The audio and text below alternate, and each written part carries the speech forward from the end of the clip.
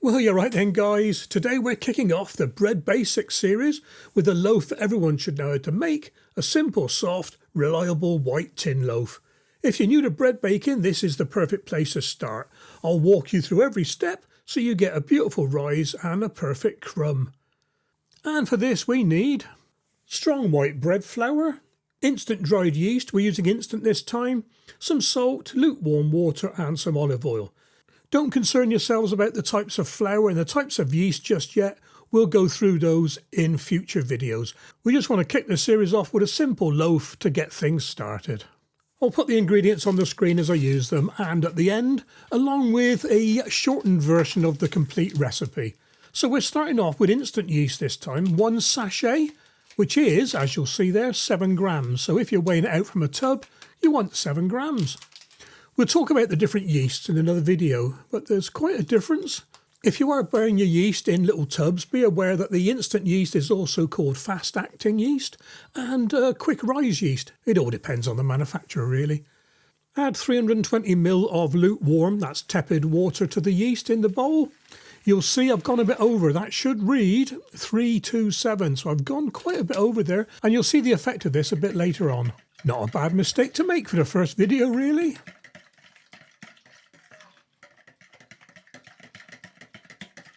Give it a good mixing to get the yeast dissolved, and then it's in with the flour. Now again, there's several names for this flour. Bread flour, strong white flour, strong white bread flour. And we'll go through all these again in another video, don't worry. So this is strong white flour, 500 grams.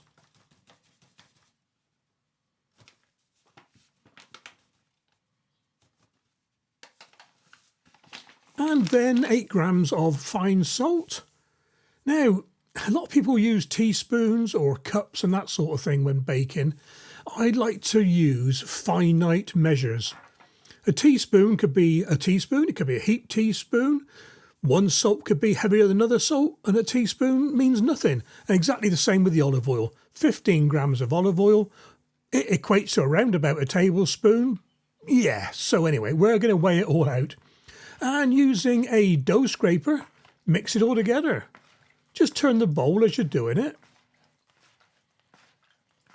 It won't take long and it gradually comes together as a rough, shaggy dough. What we're doing here is we're getting the flour nice and wet. We want it to soak up all that water.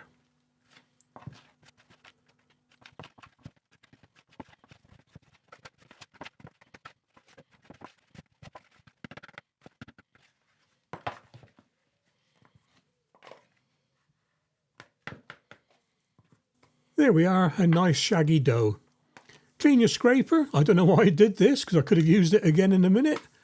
Tip the dough out onto your work surface. I'm just using my breadboard for this. Breadboard, that's handy, isn't it? And at this point, a few of you seasoned bread makers may realise we've used no sugar. We don't need sugar with this recipe. We're letting the carbohydrates in the flour react with the yeast. And we're going to knead this for 8 minutes. Note to self, Steve, buy a timer. Stop your phone getting dirty with dough. Right, so what we're doing for the kneading is basically pushing away and folding it back over. Pushing away, fold back over. Turn it quarter of a turn, push away, fold back over. Quarter of a turn, push away, fold back. You get the idea. Push away, fold it back over, turn it quarter of a turn and repeat and repeat. Now, I said I'd use too much water, and you can see now it's supposed to be sticky, but this is a little bit too sticky. It's really sticking to the breadboard. So I wouldn't normally add any extra flour, but in this case I did. And this is good really because it's showing you that even though it's not right, it's not totally wrong. It is recoverable.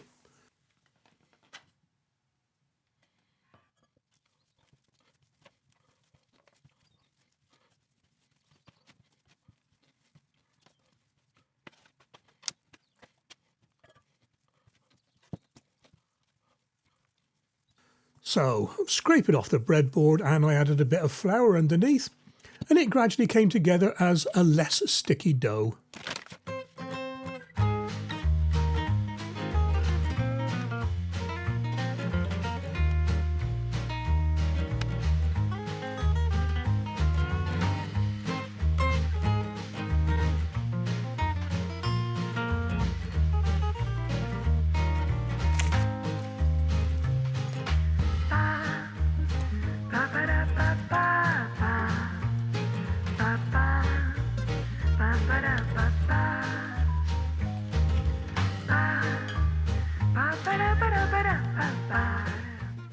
And now that we've come down from warp speed, Captain, you can see that it actually looks like a nice dough now. Slightly springy, smooth to the touch. So we're going to roll it into a ball now. Just push your hands underneath, form it into a ball.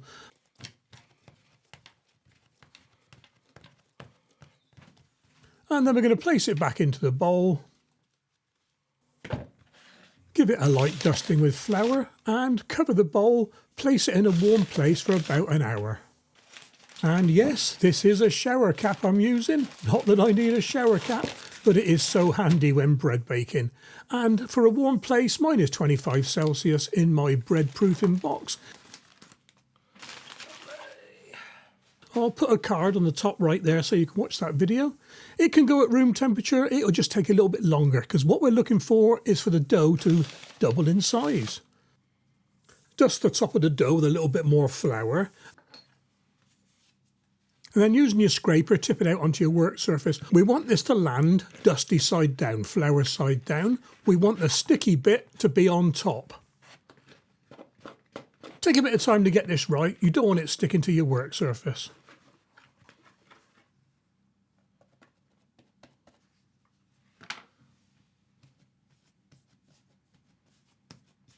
Next up then, using your fingertips, push the dough down and shape it into almost a rectangle.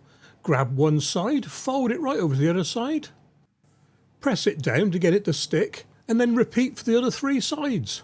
So grab a side, fold it right across, press it down, grab a side, right across, press it down. You don't need to do this twice, I'm just doing it to show you again. So grab a side, fold it right over and press it down. There we are, all four sides pressed in.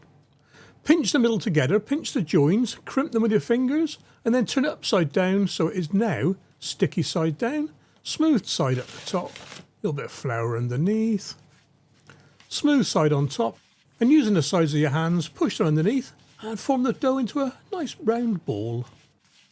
Now don't forget that this is a living organism at the moment and we've just beat it to pieces. A bit like a boxer in a ring, it needs to rest for a bit to recover before it can carry on. So what we're going to do then, give it a dusting of flour and just cover it on your work surface. I'm using a tea towel for this. Just leave it, don't do anything with it. Quarter of an hour later, we'll have a look at it. There we are. No difference really, but we know it's rested.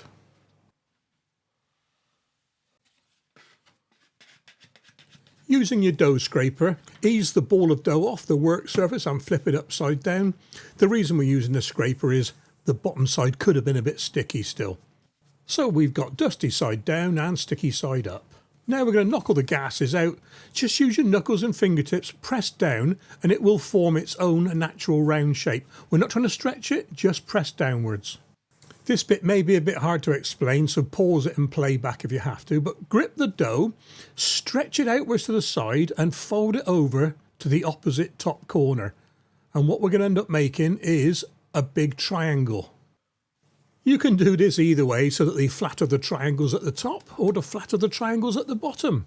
Now we just grab the pointy bit, push your fingers into the seam and start rolling. Push it right in and stretch it and roll it as you're doing it. And we're rolling the dough into a sausage. So we're pushing it in with our fingers as we're doing it and rolling. And when you've got your sausage, flip it upside down and just crimp the join together with your fingers just to make sure it's fully joined up. Grab your loaf tin. This is a £2 tin. Some people call them 900-gram tins. And grease it with butter or olive oil as I'm using, or you can use one of those parchment paper liners, they're very effective. Drop the dough into the tin, seam side down, cover it again, back with the shower cap, leave it in a warm place for an hour, and once again it will rise. We're looking for it to go just a bit higher than the sides of the tin. After about half an hour, put your oven on preheat to 200 Celsius and top your kettle up. The dough should be nice and soft to the touch and just a little bit springy. Don't press down too hard, you could ruin it all. Another light dusting of flour and it's away to the oven. Normally I'd have one tray in the bottom of the oven to put the water in. I was trying something different this time with 2 little trays either side of the loaf to see if it made a difference. It didn't, so I won't be doing that again. Anyway, pour the boiling water into your tray, get your loaf in and bake for 40 minutes at 200 Celsius. Have a check after 30 minutes, and if the loaf's taken on a bit too much colour, just turn the temperature of the oven down to 180. And after 40 minutes, tip the loaf out of its tin, check the bottom, it should sound hollow. If not, pop it back in the oven, not in the tin, another 10 minutes at the 180 or 200, whatever you're set at. I tend to do this as a matter of course now, just to firm the bottom up a bit, and leave the loaf on a wire rack to totally cool down. Cutting it now is a stupid idea because the steam would escape. Don't forget it's still cooking at this stage. Well, okay guys, that is ready. I reckon we need to have a taste of that. It's cooled down quite a bit, it's not totally cold, and I'm not going to use any butter because I want to taste the bread. So let's see how it cuts. Oh, hear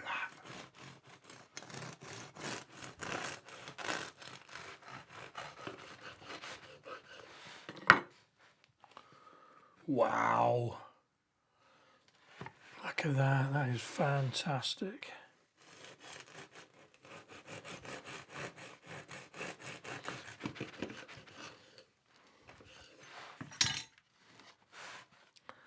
Look at that, it looks great, look at that. Lovely spring to it. And I reckon we need to... Here we go then. What can I say? It is absolutely perfect homemade white bread. Nothing more to add. I will make this again and again and again.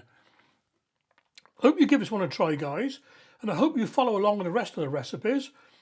Like I said, we're going to do all about flour, all about yeast, all about other ingredients, different types of bread, wholemeal loaves, blah, blah, blah.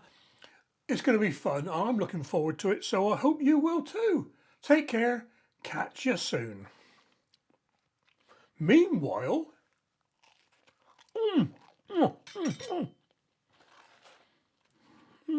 Oh my word.